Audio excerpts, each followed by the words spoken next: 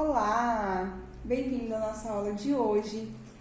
Hoje o nosso tema é um assunto um pouco complexo, mas eu vou tentar trabalhar de uma maneira um pouco mais tranquila e mais calma para a gente destrinchar tanta informação que tem nesse assunto. Nós vamos falar sobre a Revolução Russa, um dos maiores acontecimentos que abre aí as portas do século XX, né? Ela tem um enredo que traz uma história de que já vinha, né, acontecendo, já tinha seus precedentes ali no final do século XIX, mas ela eclode mesmo e ganha força e transformação no século XX. Bom, eu imagino que vocês saibam que revolução é significado de transformação, né?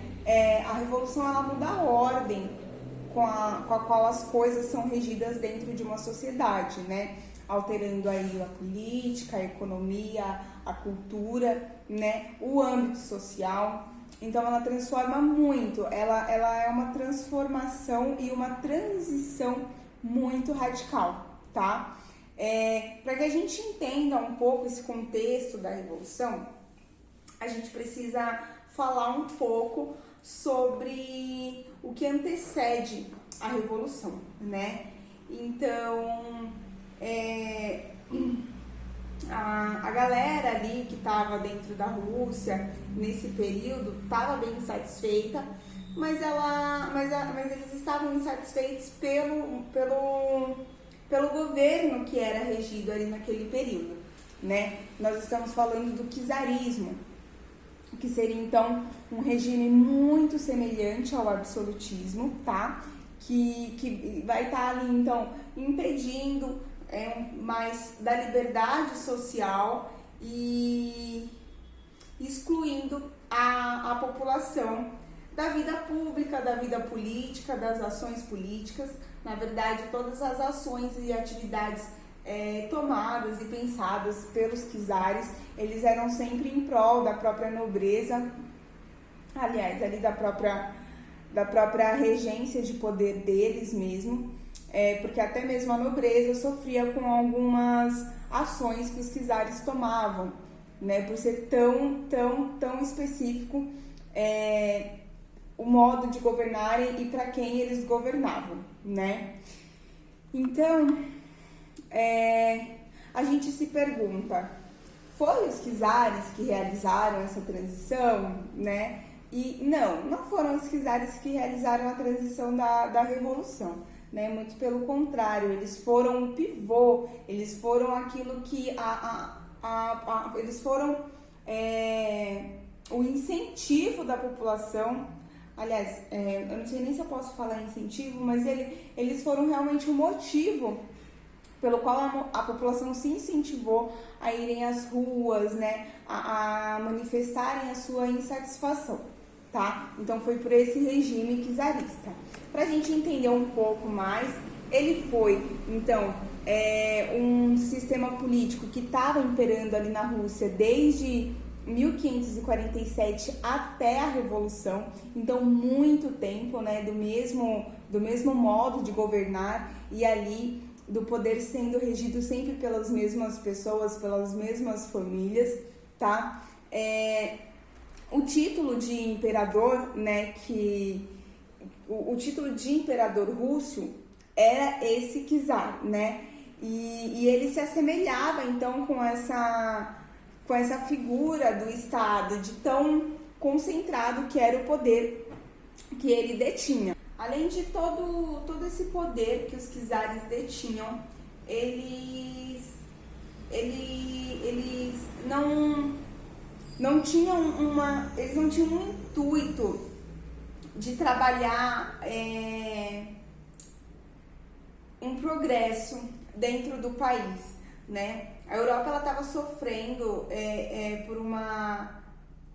por um processo de industrialização muito rápido, né? E isso já estava se alastrando ali no século XIX, e a Rússia estava caminhando a passos muito lentos para essa industrialização, né? A Rússia, ela era composta por um quadro de latifundiários, onde uma elite detinha aí, então, os poderes de algumas terras, né? Quer dizer, da maioria das terras, e as relações dentro dela, ela tinha laços muito feudais ainda, né? Para você ver como a Rússia estava muito atrasada nesse quesito.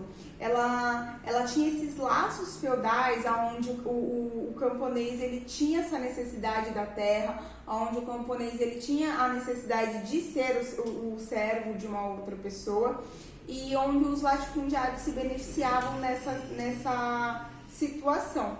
E talvez seja exatamente por essa questão que a Rússia não tenha dado abertura para a industrialização naquele momento, né?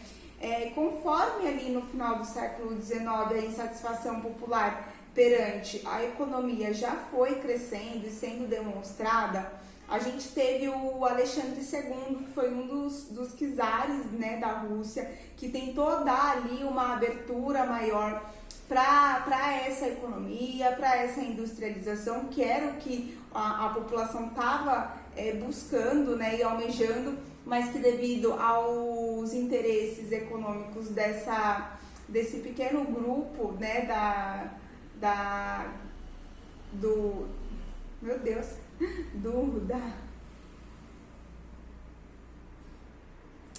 desse pequeno grupo da elite, né, eles acabavam colocando essas principais pautas da sociedade em último lugar, né?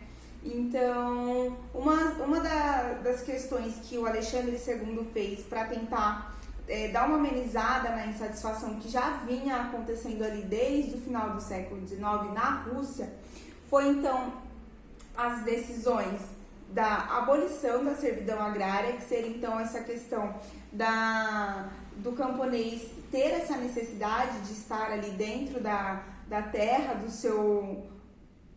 do dono da terra, né, precisando daquela relação. Então ele acaba com essa relação de servidão, né, porque muitas pessoas ainda trabalhavam de maneira escravocrata, né, nessa relação de trabalho, se é que nós podemos falar de trabalho, né? Então ele beneficia aí cerca de 40 milhões de camponeses que viviam nessa relação de laço com o feudalismo ainda, né? Um laço do feudalismo muito forte ali na Rússia. E o incentivo ao ensino elementar. O ensino elementar seria então a educação básica, né? Então o Alexandre II ele começa a incentivar essa educação no país, tá? Além disso, ele também dá uma maior autonomia, né, acadêmica nas universidades e libera também uma concessão de maior autonomia administrativa aos diferentes governos das províncias, tá? Mas isso não dava muita liberdade também para eles governarem ali dentro da Rússia, apesar de ser um país muito grande, não dava essa liberdade, porque querendo ou não, era um regime muito absolutista e no absolutismo a gente sabe que aquilo que é contrário sofre uma grande repressão. E era exatamente assim que os czares tratavam a população ou qualquer opinião oposta. Então eles tentavam abrir por um lado para que essa insatisfação ficasse um pouco menor e eles conseguissem se manter no governo de forma favorável. E por outro lado, eles também represavam muito qualquer tipo de oposição de ideias ou de manifestação de insatisfação, tá?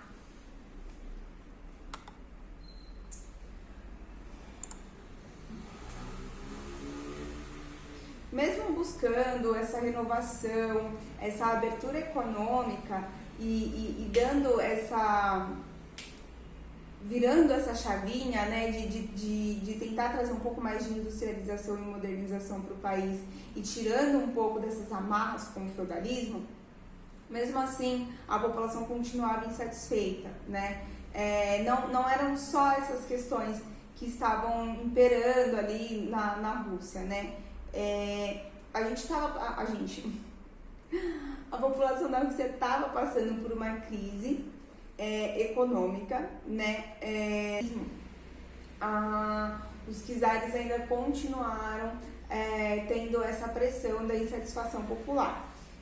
As terras que eram divididas ali no território, elas eram divididas de maneira muito desiguais, né? Justamente por essa questão dos latifundiários no país.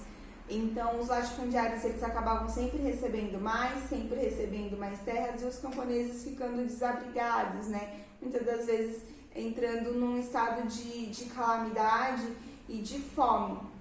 E era exatamente por isso que a população estava clamando, né? Tinha muita gente passando fome naquele período dentro da Rússia.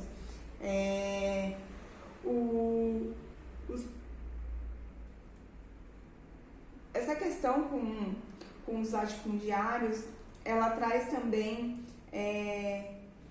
essa compreensão do porquê não industrializar o país, né? Do porquê continuar ganhando e lucrando daquela forma. Porque pequenos grupos devem continuar lucrando, né? Com essas terras. E isso aumenta a desigualdade, né? Essa questão da não modernização ou de uma pequena modernização no país, ela culminou então em uma agricultura empobrecida, né? Ela também trouxe uma escassez de alimentos, né, para fornecer essa população e ao mesmo tempo os operários que sofriam com péssimas condições de trabalho reclamavam dessas condições, dos seus baixos salários, das suas condições e qualidades de vida que no período não estavam bons, né? E até mesmo a burguesia já não estava se contentando com as ações dos czares, que apesar da burguesia ter a sua condição financeira boa, ela não tinha liberdade. Como eu falei, os czares, eles tinham um regime absolutista. Então, qualquer tipo de opinião oposta, ela sofria uma repressão. Então, a burguesia via também uma certa uma imposição, né, de liberdade, até um limite que você pode ir, e isso também já não estava satisfazendo esse grupo. E aí isso vai fomentando cada vez mais ali aquela população e vai tomando as ruas, né? Vai tomando cada vez mais grupos e as pessoas vão cada vez mais comentando sobre isso até o momento que elas decidem se manifestarem. Bom, o czar nesse período, ele tenta então manter uma postura na qual não se choque com a população, para que ele tente manter então a sua posição na sociedade enquanto czar, e aí essa relação acaba ficando um pouco inerte, né? Ela acaba ficando um pouco inerte. Então, ao mesmo tempo que tem muita gente insatisfeita, também tem muita gente que não está fazendo nada. A gente sabe que a insatisfação está crescendo, mas ao mesmo tempo está todo mundo tranquilo. Vamos ficar por aqui, vamos ver no que vai dar, porque o czar está abrindo as portas, vamos ver que aos poucos possa ser que progrida e a gente e a Rússia tome outros caminhos, né? Então a insatisfação estava gerando, a crise estava rolando, só que eles estavam num posicionamento de vamos ver o que vai dar, né? Vamos ver o que o czar vai o que o czar pode fazer, né? Já que ele já tinha dado essa abertura ao capital. Entretanto, né, em 1881, o czar Alexandre II foi assassinado por um dos grupos da oposição política, e aí ascende um novo czar, que seria o Alexandre III, né? Nesse período, quando o czar do Alexandre II é assassinado pela oposição, é como se estivesse dando um pouco mais de talvez razão, né, para os seus feitos, né, por ser um governo tão repressivo, porque tem que ser repressivo para controlar essas massas e essas revoltas. E aí, quando o novo czar ascende, que é o Alexandre III, esse regime absolutista, né, esse regime de repressão, ele volta com muito mais força, porque a burguesia ela envolve, né, o novo czar, ela acolhe. Ela não estava tão satisfeita também, né, no período, estava se mantendo ali meio neutra, meio ali com a massa, né, mas ao mesmo tempo também numa situação de neutralidade, mas quando ocorre o assassinato, ela acolhe o novo czar, né, e isso faz com que seja válido, né, voltar e retornar com os processos de repressões novamente, né, não que houvessem se encerrado esses processos, mas nós entendemos que com a insatisfação que o Alexandre II já vinha tendo em seu poder, ele age com um pouco mais de cautela nas suas ações para que ele consiga manter ali o seu poder. Com o seu assassinato, nós entendemos que essa repressão ela pode acontecer porque as massas elas têm que ser controladas para que casos como esses não ocorram, né? Então, o Alexandre III, ele é acolhido aí por essa burguesia, a repressão ela volta com mais força, esse regime absolutista ele vem de uma maneira um pouco mais expressiva, tá? Eles passam esse período enquanto o Alexandre III governa dessa maneira, com um regime absolutista muito mais ferrenho, muito mais forte, muito mais posto, né, e colocado na sociedade. A sociedade segue sendo massacrada, em crise, segue passando fome, segue sem terra, sem casa, sem comida. Tá um caos e ao mesmo tempo eles também não se manifestam por essa força e esse poder que os czares impõem na sociedade, né? Em 1894, falece então o Alexandre III e assume Nicolau II, né, o seu sucessor. O Nicolau, ele tenta trazer uma política, claro, dentro desse enredo todo absolutista, mas ele tenta trazer uma política de abertura, né, de facilitação para esse capital entrar dentro do país.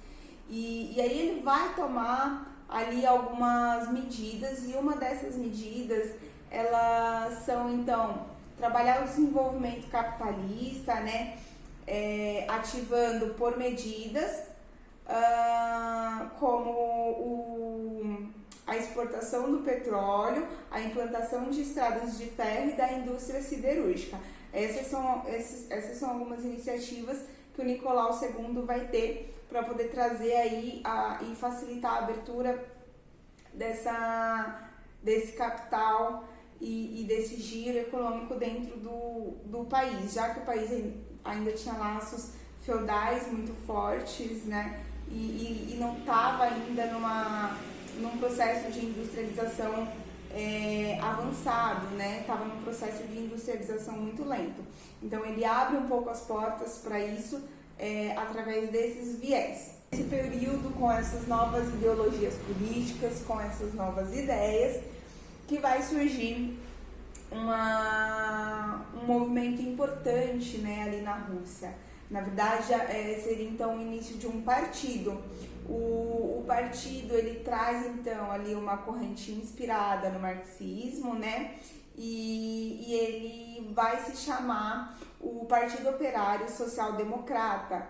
As siglas são POSDR, né, que a gente pode chamar de POSDER, mas é exatamente nessa onda de insatisfação e de repercussão das ideias políticas novas que estão avançando ali na Europa com um viés socialista que nasce então esse partido, o primeiro partido socialista da Rússia, tá? O POSDER, ele foi um partido, então, político socialista russo, ele foi fundado em 1898, então a gente compreende ali que foi já bem na virada do século, né? E ele vai unir várias organizações de revolucionários, né, identitários com a causa e pessoas que se identificavam também ali com esses viés políticos, e um partido único. Surge dentro do partido, então, o que viria a ser os nomes mais marcantes, o que viria a ser um dos nomes mais marcantes da história daquele período, né, ou até mesmo da Rússia, que seria então o Lenin. O Lenin surge dentro desse partido, né?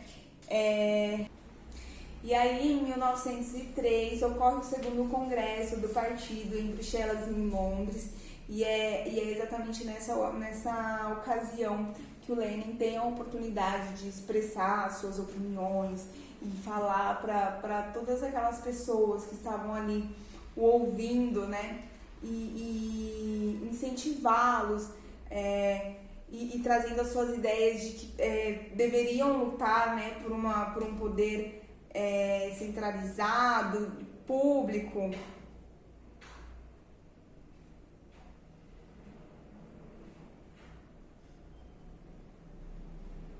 Trabalhassem em outras alianças, né, e agremiações, e só participarem então ali do partido os versados que são interessados no projeto socialista, né? Ocorre ali que no mesmo ano de 1903, os membros desse partido, eles vão se dividir em dois grupos básicos, tá? Esses dois grupos... mano, tá foda.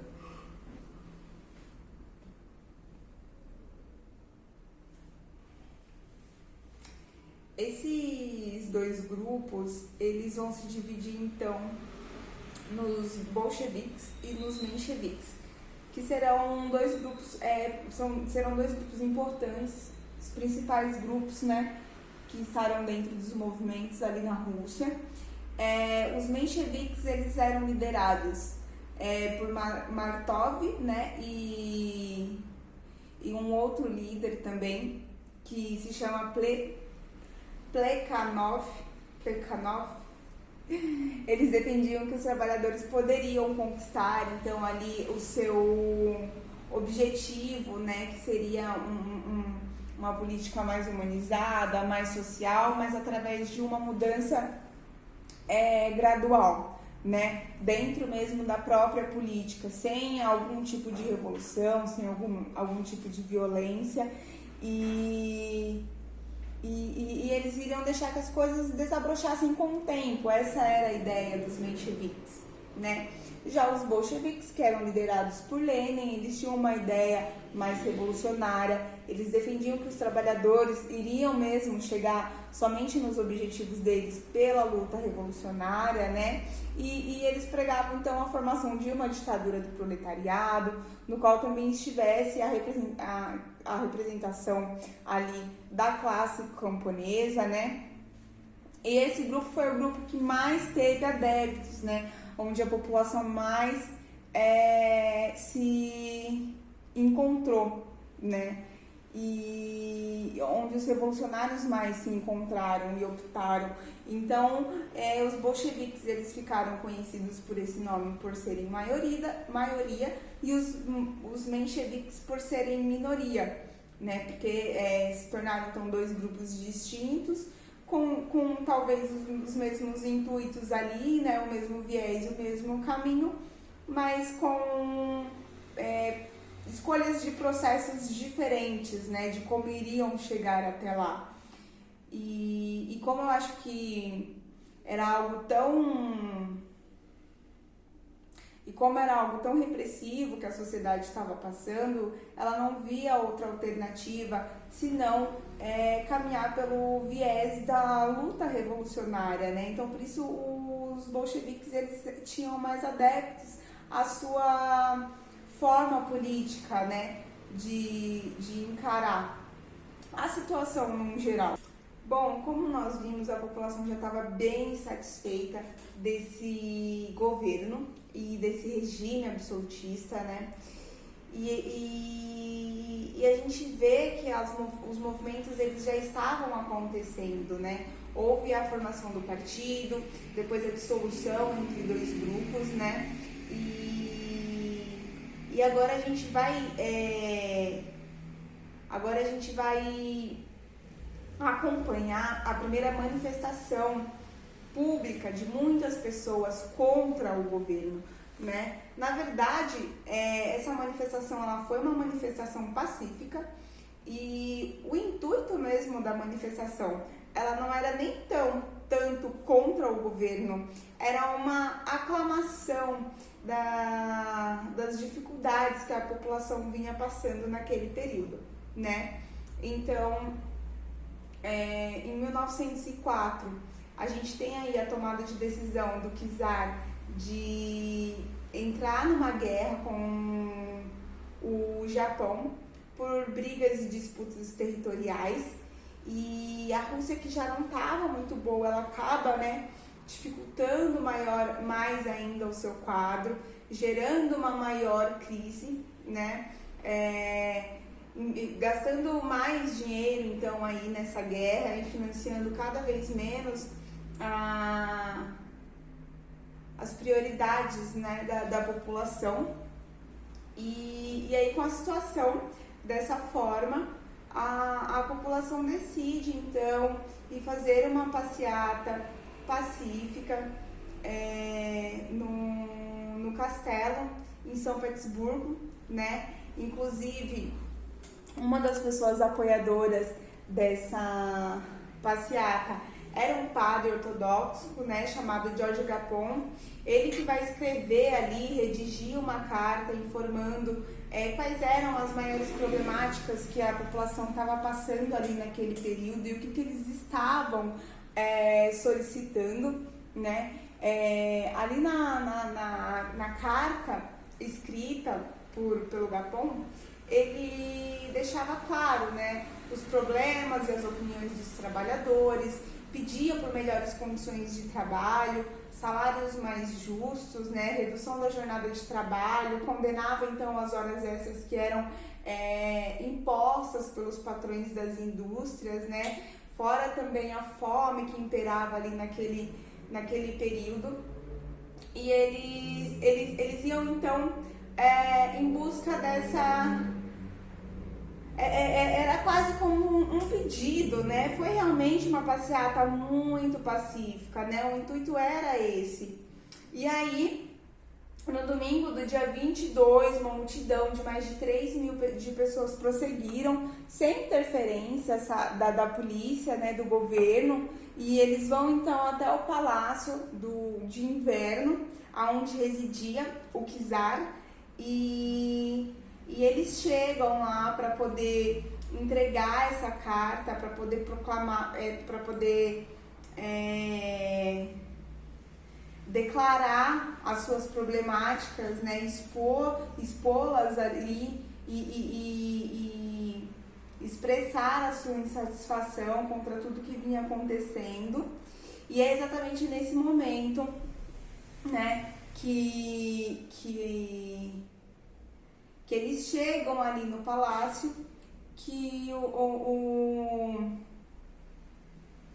os guardas ali do Império Russo, eles vão ter uma repressiva muito forte em cima dessa passeata, e eles acabam disparando diversas vezes contra a população, gerando muita morte, né? O que acaba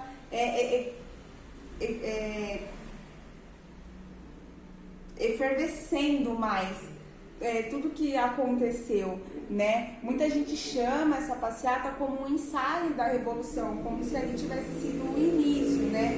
É claro que a gente vai ver que essa passeata, ela não foi necessariamente a divisão entre o governo do czar e a Revolução, né? Mas ela foi um momento muito importante e significativo dentro desse processo de transição, né? Até porque ela mexeu muito com a opinião da população. Foi uma reação muito repressiva do governo, né? Então isso colocou em pauta muita coisa, né? Principalmente para os revolucionários da época. foi tão forte nesse período essa reprovação da população com tudo que tinha acontecido, que o Czar ele teve então ali que mexer os seus pauzinhos para poder conseguir se manter no poder, né? Então, diante desse clima muito tenso que foi criado entre a população e o Czar, ele vai então prometer, né, realizar umas reformas dentro do governo dele. Para vocês terem noção, a Rússia ela não tinha constituição, então os czares eles faziam o que eles quisiam, não tinha lei, não tinha nada que dissesse que eles tinham que fazer ou não.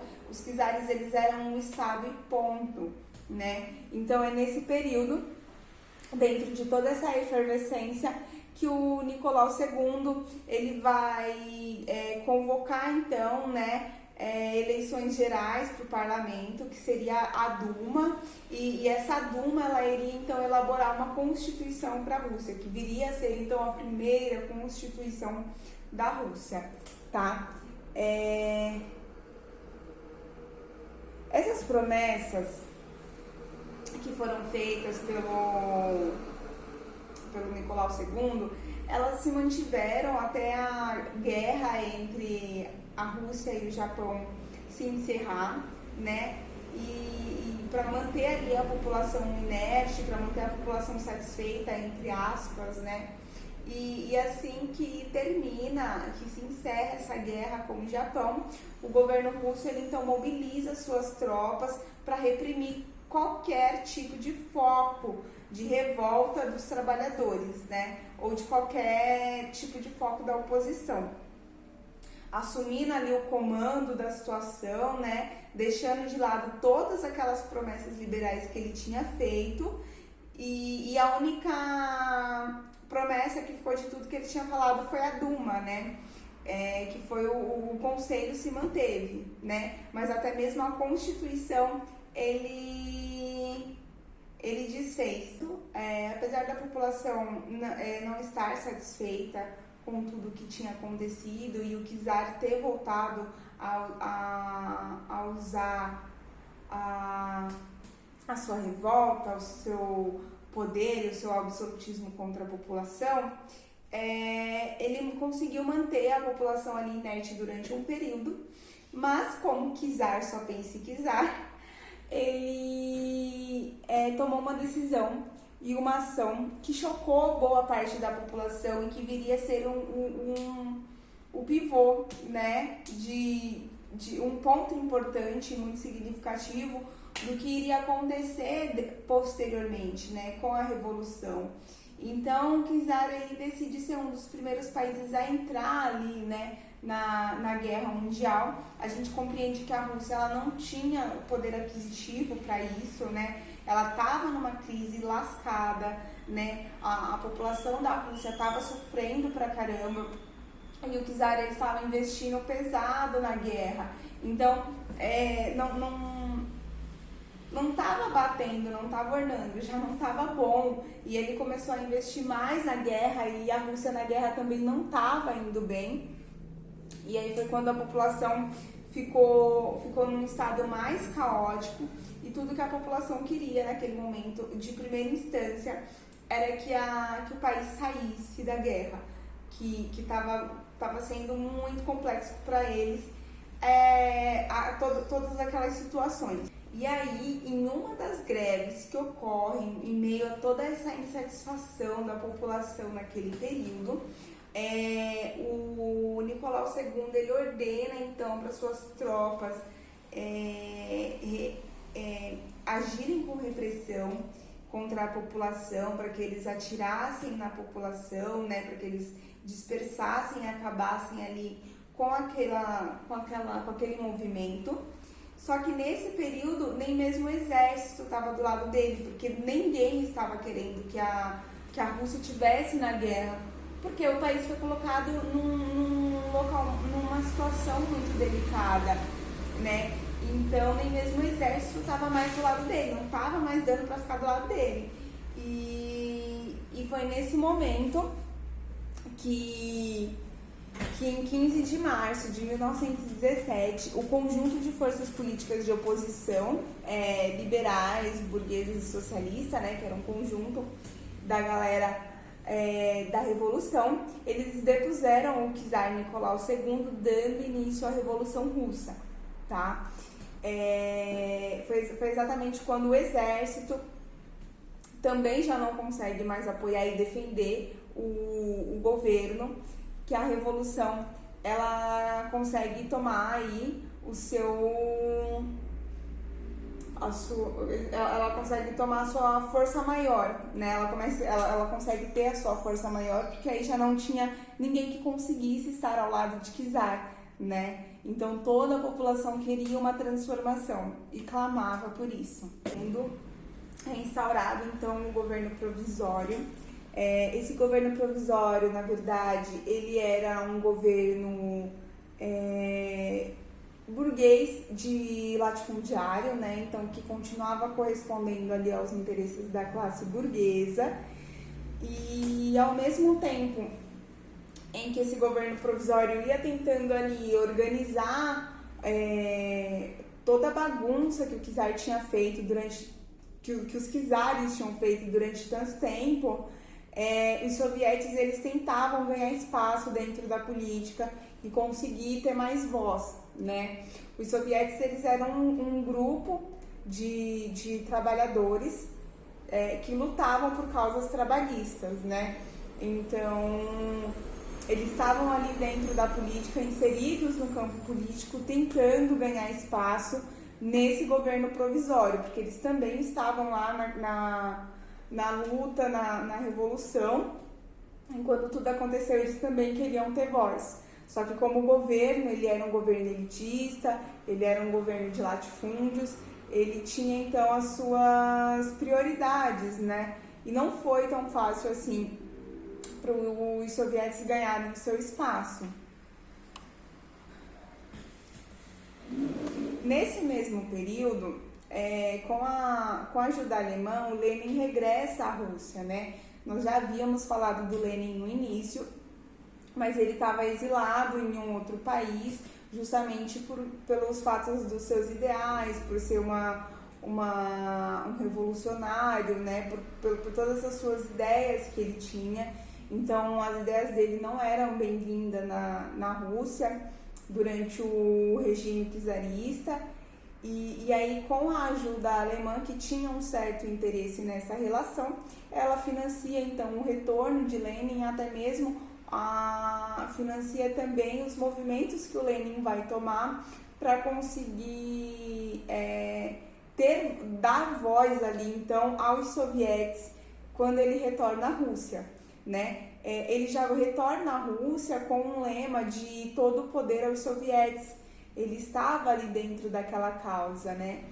Então, o financiamento dos alemães já tinha esse interesse, até porque o interesse da Alemanha era que a Rússia saísse ali da primeira guerra, né?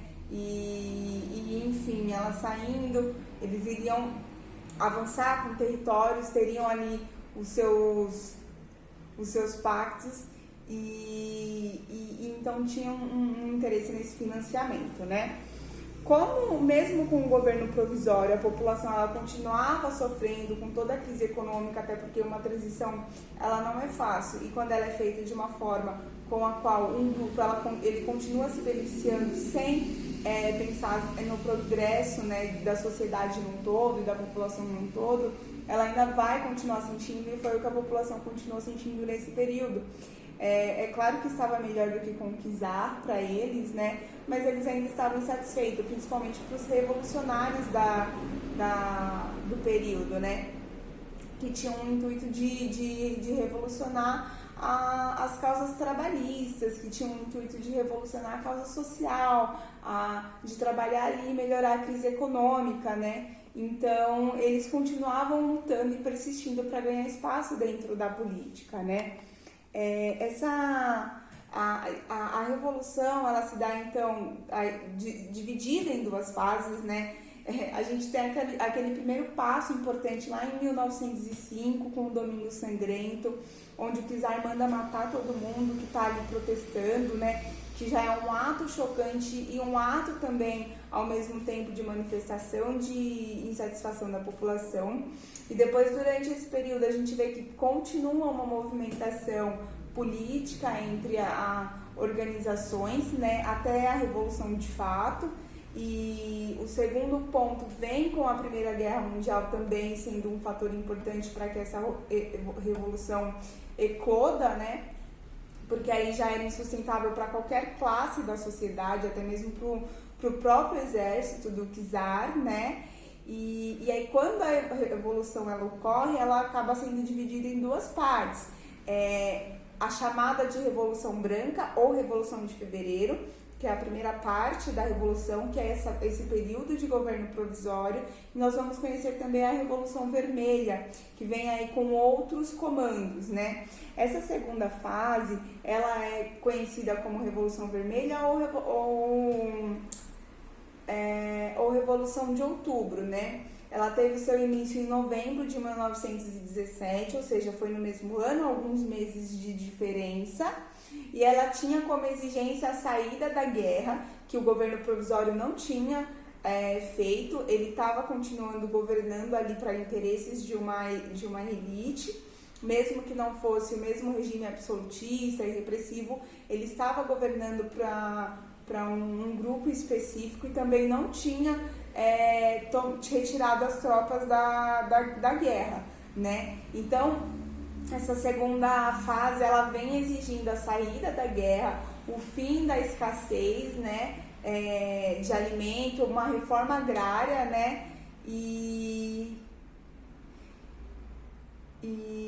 aí, nesse período, a gente acaba vendo que tem uma quantidade de pessoas significativas que ainda queriam uma revolução diferente, apesar de tudo que já tinha acontecido, né.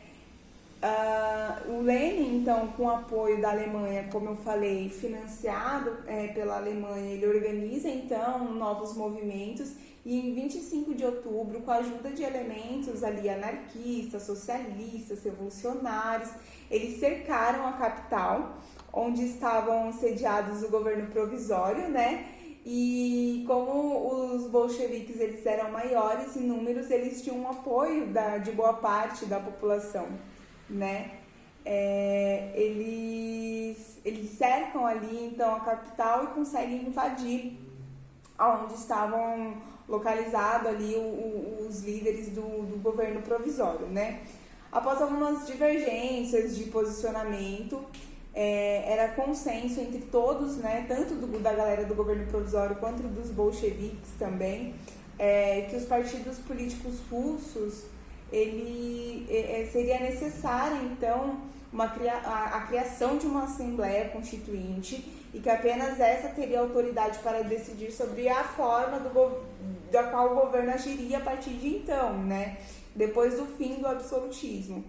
E as eleições para essa Assembleia, elas ocorrem, então, em 12 de novembro de 1917, um mês depois da tomada de Lenin, né, na capital. E em 26 de dezembro, o Lenin ele publica suas teses sobre a Assembleia Constituinte, onde ele defende os sovietes como uma forma de democracia superior à Assembleia Constituinte. Nesse período a gente já compreende que a população deu aval ali para os bolcheviques, porque eles tinham um maior acolhimento pela população, pelas causas que eles lutavam, né? E aí, em 26 de dezembro, Lenin faz, né, essa publicação das suas teses sobre a Assembleia Constituinte e ele defende, então, os sovietes como uma forma de democracia superior à Assembleia Constituinte, né? E é importante a gente observar essa questão, porque apesar de ser um regime socialista, de questão de humanização e de divisão, ele está colocando ali as causas dos sovietes acima de uma Assembleia Constituinte, né? Isso gerou críticas no período, até mesmo para membros do próprio grupo dos bolcheviques, né? Gerou críticas ali pela fala do Lenin. Entretanto, como ele era o líder dos bolcheviques, ele ficou sendo presidente, né, basicamente do país, porque os bolcheviques que ficaram com maior poder dentro do governo. E então a fala dele ficou quase como absoluta, né? Os membros eles deveriam seguir o que Lenin falava. Na manhã de 5 de janeiro de 1918, né, acontece uma imensa manifestação pacífica a favor da Assembleia Constituinte, justamente porque ela já havia tido críticas sobre a fala de Lenin na questão dos soviéticos estarem acima dessa Assembleia Constituinte. E aí foi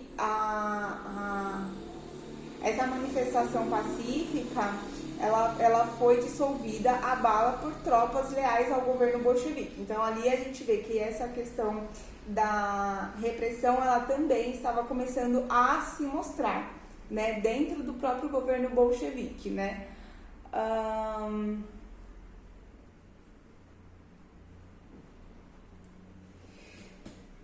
Depois então que os bolcheviques eles ganham ali, né, as eleições e eles já têm o apoio da população, a gente percebe que acontecem diversas mudanças dentro do seu governo, né?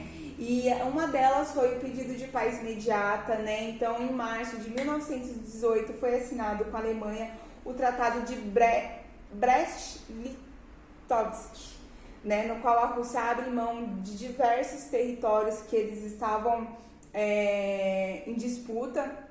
Ela abre mão e isso fica então ali para a Alemanha, coisa do qual a Alemanha já tinha interesse ali há um tempinho. E eles também tomam a decisão de sair da Primeira Guerra Mundial, que é uma das primeiras decisões que eles têm. O confisco da propriedade privada, né? Então grandes propriedades foram tomadas dos aristocratas e da Igreja Ortodoxa para serem distribuídas ao povo. A Declaração do Direito Nacional dos Povos, né? Dos povos. O novo governo ele compromete-se então a acabar com a dominação exercida pelo governo russo sobre regiões tais como a Finlândia, a Geórgia ou a Armênia, e a estatização da economia, né? Tudo vira o Estado. O novo governo ele passa então a intervir diretamente na vida econômica, nacionalizando diversas empresas, né?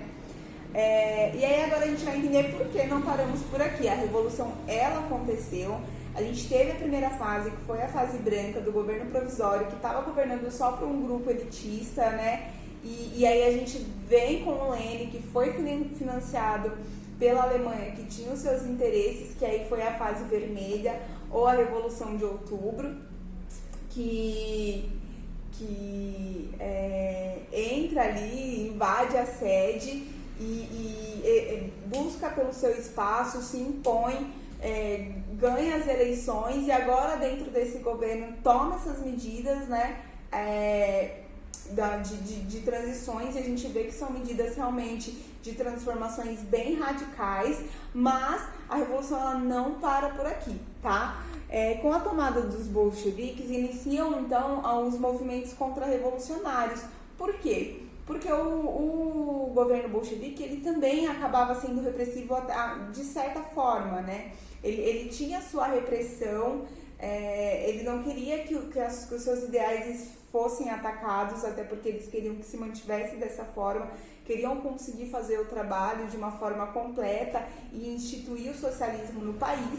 Então eles acabavam sendo repressivos de certa forma, o que hesitava a oposição do outro lado. Então começaram a surgir movimentos contra-revolucionários. E esse movimento contra-revolucionário, ele passou a ser armado, porque eles também não acreditavam que eles iriam conseguir destituir o poder dos bolcheviques se não fosse por um movimento armado. Então isso acabou gerando guerra, sangue. A Rússia ela acaba entrando numa guerra civil do governo, da população, né, com o governo. e isso vai também demandar renda e verba do governo para conseguir, para que o governo conseguisse acalmar esses ânimos, né, e estabelecer o seu socialismo. Então eles se mantiveram nessa guerra civil durante 3 anos, que afundou muito também a Rússia, que não estava ainda no seu ápice de governo. Os bolcheviques, eles fizeram as transições que eles queriam, mas eles ainda não tinham conseguido consolidar uma estrutura econômica, financeira no país. E aí, com a guerra civil dos contra-revolucionários com o governo, isso ficou pior ainda. Ficou a Rússia ficou num estado de calamidade, sabe, muito forte. Era uma situação delicada.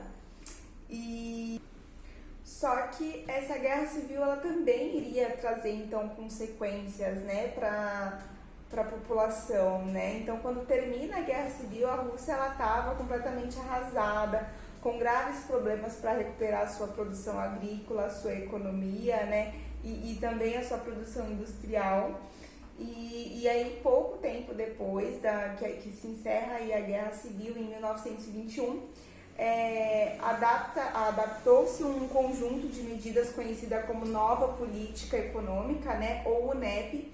Então, a Rússia estava num estado de calamidade tão alto, né, e estava numa situação tão delicada, que até o Lenin, né, que tinha todos os seus ideais socialistas, ele acaba abrindo mão, né, de algumas questões suas e traz aí então um pouco do capital. Ele abre o mercado, né, para o capital, para que ele consiga reestabelecer a estrutura do país, né? Como que iria funcionar então o NEP, que seria essa medida que o Lenin tomou?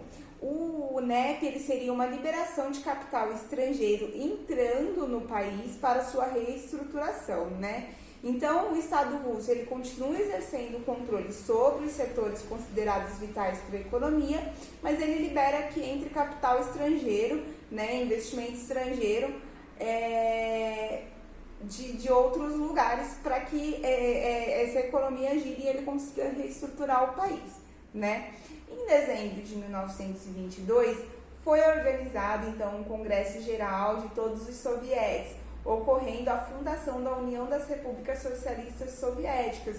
O grupo dos soviéticos, ele foi muito importante na história, não só porque ele constituiu boa parte ali dos revolucionários, dos bolcheviques durante a Revolução, mas porque ele é exatamente o grupo no qual o Lenin dá voz, né? E é o grupo no qual depois vai ter o seu maior poder dentro da política, né? Justamente pela voz do Lenin, né?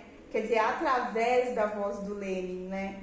E então fica fundada ali em 1922 a União das Repúblicas Socialistas Soviéticas, tá? O que seria o que a gente chamaria depois de URSS, né? Ou que nós conhecemos até hoje como RSS, a grande URSS, né? E então acaba ali a Guerra Civil, eles passam por toda essa turbulência. O Lenin abre mão de algumas questões políticas que eram importantes para ele, abre então o mercado, né? Cria esse comando do NEP para conseguir investimento, para conseguir abertura do capital dentro do seu país e uma melhor reestruturação, e ao mesmo tempo consegue, né, ali fundar uma organização, um congresso geral de socialistas para demandarem e fazerem as divisões políticas do país de uma maneira mais organizacional.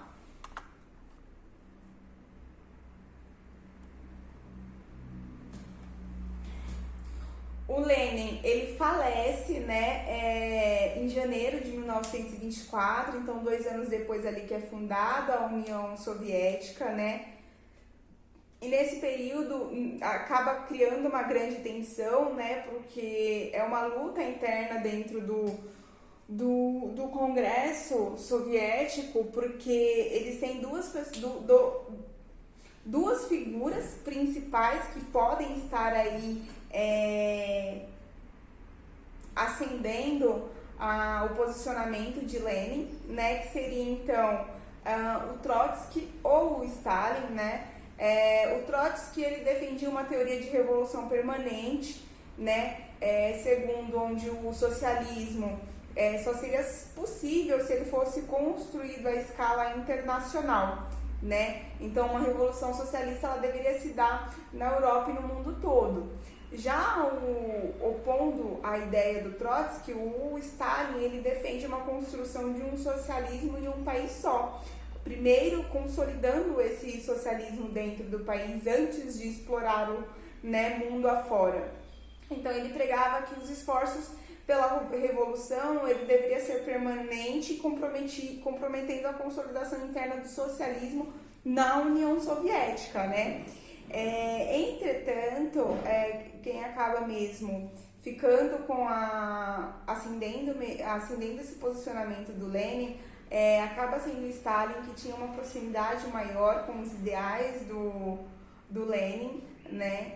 E ele fica então aí como presidente basicamente do país, governando durante um bom tempo. Ele governa de 1924 a 1953, acaba sendo um governo ditatorial, né? Ele se torna também um governo repressivo, apesar da sua ideia de consolidação do socialismo, né? E da divisão que se assemelhava às ideias do Lenin. Ele era um governo muito repressivo, chegando a torturas, né? Chegando a matar membros do próprio grupo dos bolcheviques, né, acusando de traição. Então acabava rolando umas paranoias assim na cabeça do Stalin. O governo ele ficou extremamente repressivo e ditatorial, mas ao mesmo tempo melhorou muito a economia do país, né? Como eu informei, causava muitas mortes pelo regime repressivo que era, mas ao mesmo tempo que era um governo muito repressivo, a Rússia ela cresce e ela se torna uma das grandes potências após a sua reestruturação, né? Ela se torna muito visada ali no ambiente da Europa, e a gente vai acompanhar isso mais pra frente, com certeza.